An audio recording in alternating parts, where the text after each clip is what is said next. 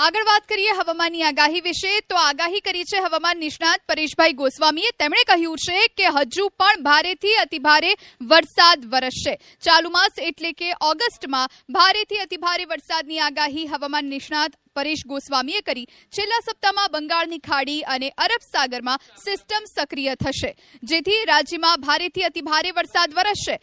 અમુક જિલ્લામાં અતિવૃષ્ટિનો માહોલ સર્જાવવાની પણ આગાહી કરવામાં આવી છે। તો ઓગસ્ટના અંતિમ સપ્તાહમાં ભારે વરસાદની આગાહી હવામાન નિષ્ણાત પરેશભાઈ ગોસ્વામીએ કરી।